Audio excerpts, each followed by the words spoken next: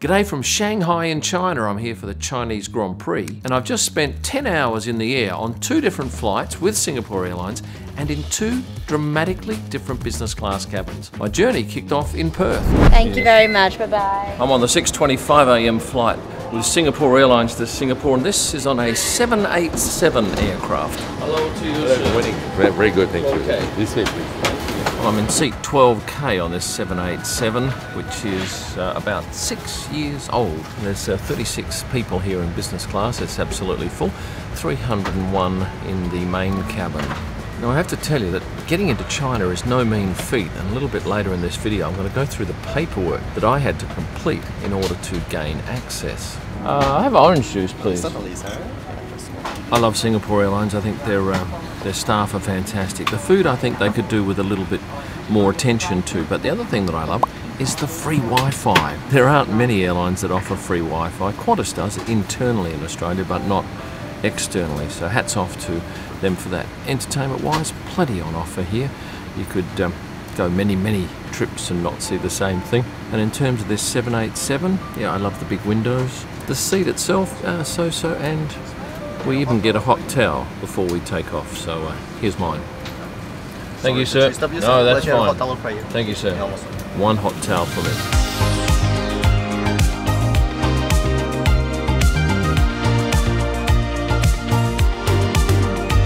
We're about 50 minutes in and breakfast has just been served, and it was a lovely fresh fruit platter and some gorgeous yogurt from a local company in Western Australia called Gourmet Chef Foods. Well, I don't often have fried rice and dumplings for breakfast, but that was pretty darn good. Have the breakfast out of the way, I'm probably going to watch this movie with Harrison Ford called 42.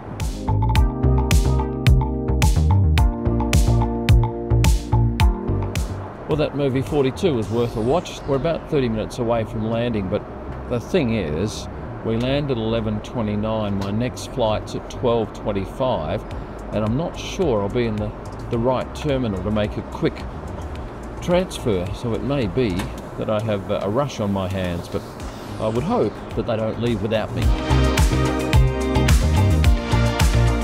Well, our estimated arrival time has been put back by about 7 minutes because we're now doing circles out here, obviously waiting for a landing slot.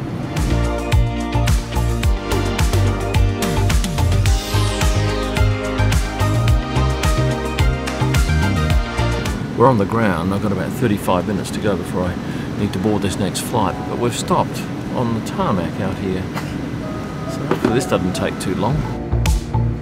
That was a good flight. Now it's off to Gate A1, and I'm at F40. It's about, I think, a 20-minute walk, and I've got 24 before boarding starts, so I'll make it.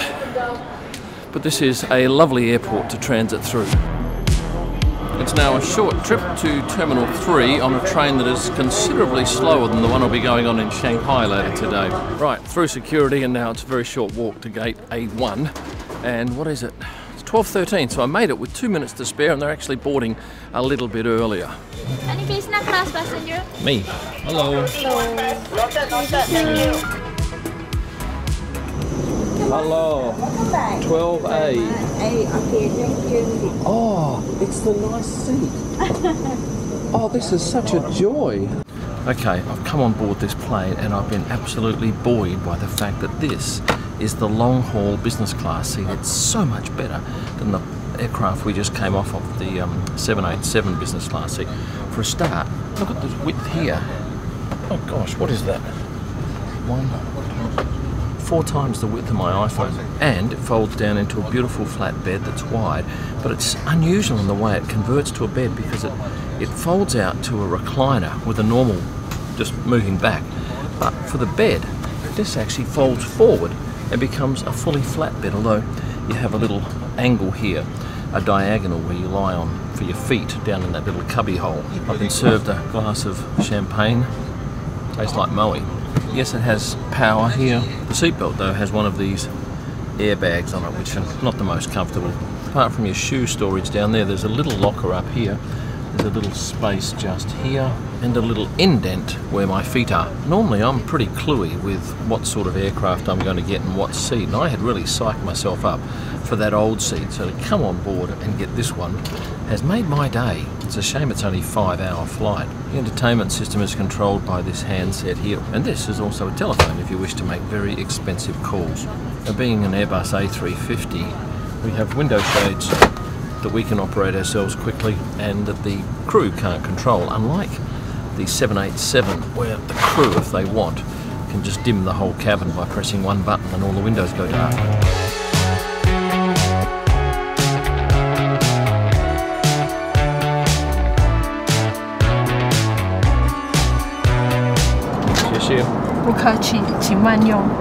Whatever that means, thank you. Enjoy your meal. Okay.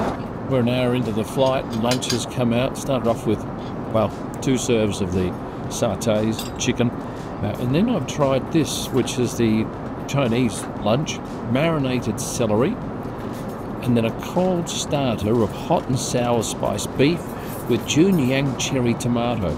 And the cherry tomato was excellent. Now, to be fair, I probably warmed to the cold beef dish after a few mouthfuls. I wouldn't order it again, but it was a tasty starter. Well, lunch is now finished. I had some sea bass, which was bland.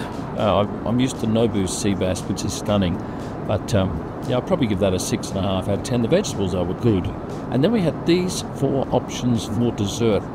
I went with the chocolate cake and the cheese. So this is a very comfortable bed. There's an inbuilt mattress already on the back of the seat, so they don't need to include one of those. There's also a seat belt on the back here that runs from under my shoulders there to down to there somewhere, and it's very comfortable.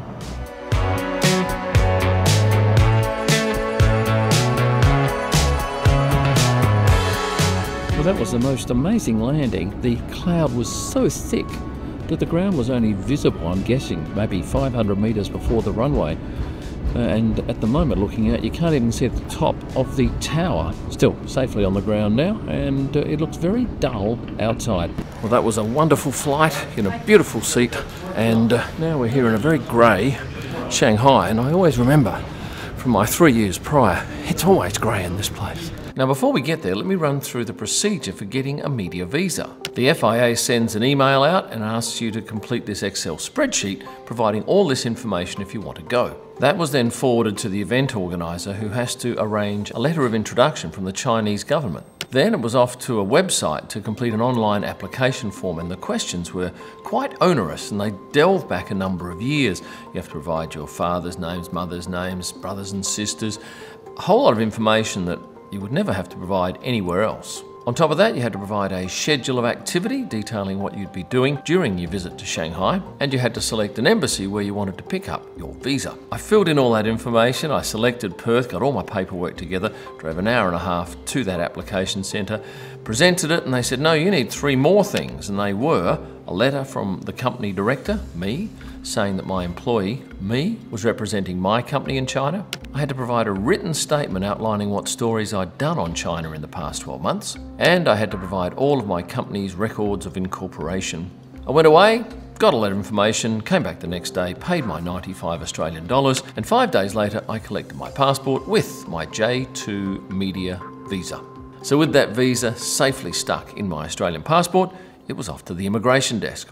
Well, once I got to the head of the queue, it was only a couple of minutes through immigration, had to do my left-hand fingerprints, and that was despite me doing the fingerprint machine before we actually got anywhere near the immigration counter. Then it was downstairs to the maglev station. It was a bit of a hike to get there, but it was all of $6 US for a ticket to go 32 kilometres at some 300 kilometres an hour. If I'd gone earlier in the day, I would have done 432 k's an hour.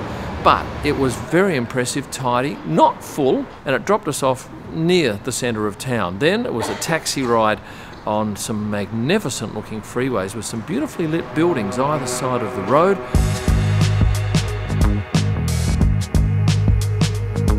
Well, I wasn't quite sure if Google Maps would work, but it does work here. Out here to Jiading, to the Sheraton, which is a glorious 5-star. There are 2 5-star hotels out here. This one and the Hyatt, I'm certainly glad I'm staying here because this room, have a look at it. What a stunner. It's so big.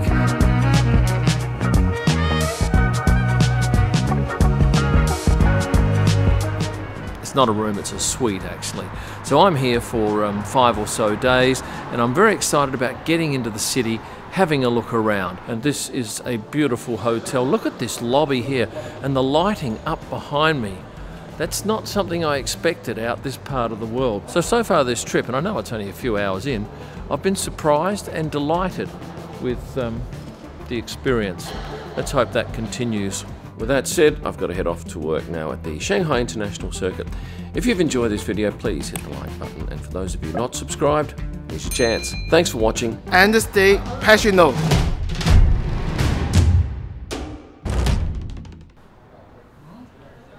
Good job. How are your arms? Okay?